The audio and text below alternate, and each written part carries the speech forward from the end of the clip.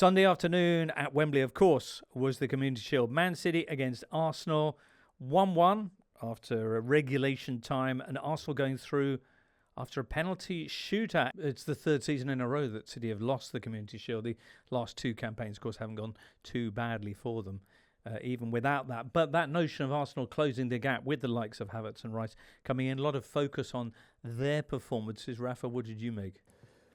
Yeah, I thought Declan Rice was good. He struggled in the beginning when Arsenal had very little of the ball.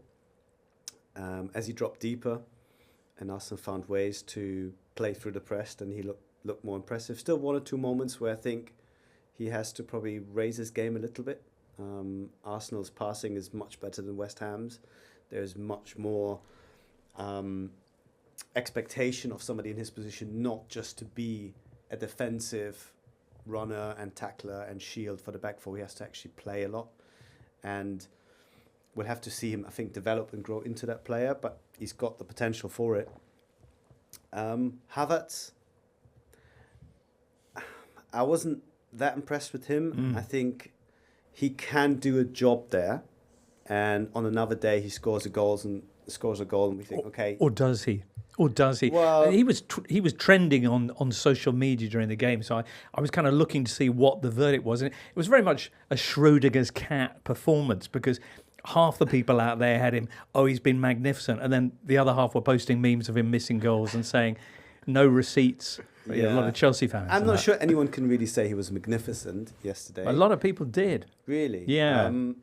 I thought he was okay. He had two chances. Both of them weren't easy because the balls into him weren't perfect. He had to do a lot of work, especially with the first one. And the second one, unfortunately, was on his weaker foot. And Stones, I think, got a very crucial tackle in, which then slowed the ball down, made it easier to save.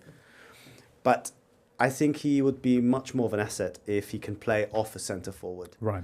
And that's where my one concern about this Arsenal team is, I think they're still, for all the progress that they've made, they're still very reliant on having Gabriel Jesus or anyone really up front, and Saliba at the back. I think as soon as one of those two factors isn't there, then they might struggle a little bit. But as an Arsenal supporter, I'd be hugely encouraged, because you can see that this is a team that functions, that understand what they're supposed to do. They can really play on a similar level than Man City, even though Man City weren't at their usual level, I think we have to admit. And in a league where you feel a lot of the bigger sides are still somehow in transition, or they're not quite at their best for whatever reason, with Arsenal you get the sense that they can do what they have done last year, but maybe a little bit better.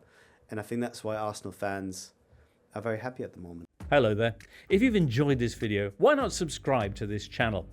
The Totally Football Show podcast is available 3 times a week, bringing you all the football news you could reasonably be expected to care about. We've got views, we've got stats, we've got analysis, we've got some of the best football writers around, and the whole thing is absolutely free. So have a listen on Spotify or Apple Podcasts or all the usual places by clicking on the link below.